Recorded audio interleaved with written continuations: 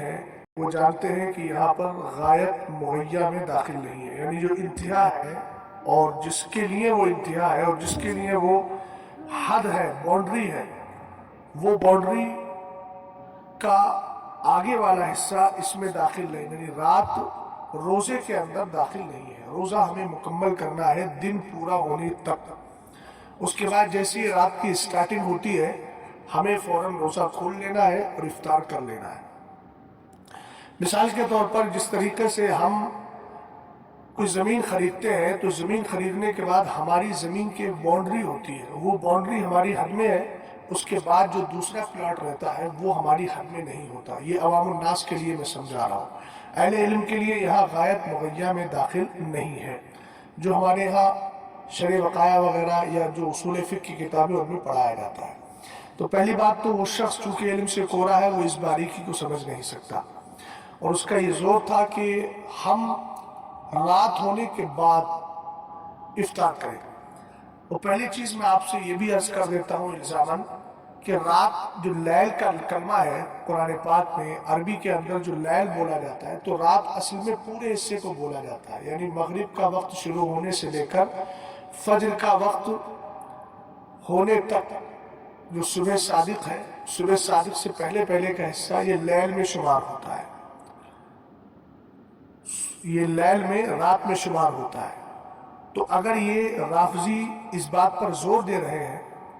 کہ ہمیں رات ہونے کے بعد افطار کرنا چاہیے، تو میں یہ کہتا ہوں کہ رات جو ہے اس کا صرف ایک حصہ، دو حصہ، تین حصہ، اس کا تعین کیوں کر رہے ہو آپ؟ رات تو رات ہے، لہٰذا ان کو چاہیے کہ وہ پوری رات گزرنے کے بعد صبح صادق کے وقت افطار کریں، اگر وہ غایت مغیہ اور وہی جو میں نے مثال دی باؤنڈری میں داخل ہونے نہ ہونے کا مفہوم نہیں سمجھتے ہیں تو۔ دوسری بات، اس شخص نے جو حدیث پاک پیش کی تھی اور اس کو اپنا مستدل بنایا تھا کہ سرور کائنات صلی اللہ تعالی علیہ وسلم کی بارگاہ میں ایک صحابی رسول ہے جن کا نام ہے حضرت ابن ابی اوفا، وہ فرماتے ہیں کنا مع رسول اللہ صلی اللہ تعالی علیہ وسلم فی سفر فقال لرجل انزل فاجدح لی، کہ ایک سفر میں ہم آقا کریم علیہ السلام کے ساتھ تھے، حضور علیہ السلام نے ایک شخص سے کہا گھوڑے سے اترو یا سواری سے اترو، اونٹ یا گھوڑا جو بھی اس میں رہا ہو، کہا سواری سے اترو فجدح لی، اور میرے لیے ستو تلاش کرو، ستو تیار کرو۔ جدہا یجدہو کا السویق کے ساتھ معنی ہوتا ہے ستو کو پانی میں ملانا۔ صحابی رسول کہتے ہیں کہ میں نے عرض کیا یا رسول اللہ الشمس، حضور ابھی تو سورج نظر آ رہا ہے، یعنی ابھی دن ہے۔ آقا کریم علیہ السلام نے پھر فرمایا انزل فجدح لی، اترو اور میرے لیے ستو تلاش کرو۔ پھر انہوں نے عرض کیا یا رسول اللہ الشمس، حضور ابھی تو سورج نظر آ رہا ہے۔ پھر انہوں نے عرض کیا، سرکار علیہ السلام نے فرمایا انزل فجدح لی، اترو اور میرے لیے ستو تیار کرو۔ فنظر، تیسری بار حضور علیہ السلام کے فرمان کے تیسری بار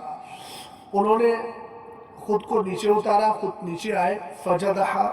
لہو، اور سرکار علیہ السلام کے لیے ستو تیار کیا، فشربا، اور آقا کریم علیہ السلام نے جو ہے وہ ستو پیا۔ اور اس کے بعد آقا کریم علیہ السلام نے ارشاد فرمایا اذا رأیتم اللیل اقبل من ہاہنا فقد افطر الصائم۔ اب یہ جناب حدیث پیش کر رہے ہیں تو اس کو پڑھ رہے ہیں فقد افطر الصائم، حالانکہ یہ فعل ماضی ہے اور فعل ماضی کا صیغہ ہے اور یہ باب فعال سے ہے اور یہ مبنی برفت ہے، لیکن لا علموں سے کوئی شکوہ نہیں ہے، وہ تو کہیں بھی ایکسیڈنٹ کر سکتے ہیں۔ فقد افطر الصائم، تو سرکار علیہ السلام نے فرمایا جب تم دیکھو کہ رات اس طرف سے آ چکی ہے تو اب چاہیے کہ روزہ دار افطار کرے۔ اب اس حدیث پاک کے اندر آپ غور کیجئے کہ سرور کائنات صلی اللہ علیہ وسلم کا صحابی رسول کو بار بار حکم دینا کہ اترو ستو تیار کرو، اترو ستو تیار کرو، اور وہ یہ کہہ رہے ہیں کہ حضور ابھی سورج نظر آ رہا ہے۔ اس کا مطلب سرکار علیہ السلام کا یہ عمل اور صحابی رسول کو بار بار حکم دینا یہ خود اس بات کو بتا رہا ہے کہ حضور علیہ السلام افطار میں تعجیل کرتے تھے، دیر نہیں کرتے تھے، عجلت یعنی جلدی کیا کرتے تھے۔ تو اس حدیث کو یہ کہنا کہ اس میں اللیل کا کلمہ آیا ہے تو اللیل کا کلمہ جو آیا ہے، لیل سے مراد لیل کا آنا، یعنی ہمارے یہاں پر جو اسلامی طور طریقہ ہے، آپ جانتے ہیں کہ رات کا آغاز سورج ڈوبنے کے بعد سے فوراً ہو جاتا ہے، اور اسی لیے ہمارے یہاں رات کی دن کی جو تبدیلی ہوتی ہے، تاریخ کی جو تبدیلی ہوتی ہے، وہ سورج ڈوبنے کے بعد سے فوراً ہو جاتی ہے۔ ہمارے یہاں دن جو شروع ہوتا ہے، یعنی جو دن کا مطلب جو ہمارے یہاں پر روز شروع ہوتا ہے، یوم شروع ہوتا ہے، تو وہ شروع کب ہوتا ہے؟ جیسے ہی سورج ڈوبتا ہے تاریخ بدل جاتی ہے، تاریخ چینج ہو جاتی ہے۔ تو سرور کائنات صلی اللہ تعالیٰ علیہ وسلم کا یہاں اللیل فرمانا، اس کا قطعاً یہ مطلب نہیں ہے کہ رات کا کچھ حصہ گزر جائے، یعنی آغاز لیل رات کی جب اسٹارٹنگ ہو، اور رات کی اسٹارٹنگ سورج ڈوبنے کے بعد فوراً ہو جاتی ہے۔ اس حدیث پاک سے قطعاً ان کا مدعا ثابت نہیں ہوتا۔ دوسری جو حدیث پیش کی ہے وہ حضرت عمر فاروق اعظم رضی اللہ تعالیٰ عنہ کی حدیث پاک ہے، حالانکہ دکھا صحیح مسلم رہا ہے وہ ویڈیو میں، لیکن نام لے رہا ہے بخاری شریف، کیونکہ اس سے پہلے بخاری شریف دکھا دی، پھر اس کے بعد صحیح مسلم دکھائی، اور اس میں نام بھی صاف نام نظر آ رہا ہے، صحیح مسلم ہے، لیکن حواس باختہ ہے اور بندے کو بولتے وقت کچھ ہوش نہیں ہے کہ میں کون سی کتاب کا حوالہ دے رہا ہوں۔ خیر، ایسے سرفروں کے ساتھ اسی طرح کے معاملات ہوتے ہیں۔ دوسری حدیث جو پیش کی ہے وہ حضرت عمر فاروق اعظم رضی اللہ تعالیٰ عنہ کی پیش کی ہے کہ انہوں نے فرمایا کہ آقا کریم علیہ السلام نے فرمایا اذا اقبل اللیل من ہاہنا وادبر النہار من ہاہنا وغربت الشمس فقد افطر الصائم۔ دیکھیے حدیث بالکل واضح ہے کہ سرور کائنات صلی اللہ تعالیٰ علیہ وسلم نے فرمایا جب رات آ جائے اور دن چلا جائے اور سورج ڈوب جائے تو روزہ دار کو چاہیے کہ وہ افطار کرے، فقط افطر الصائم، تو روزہ دار افطار کرے گا۔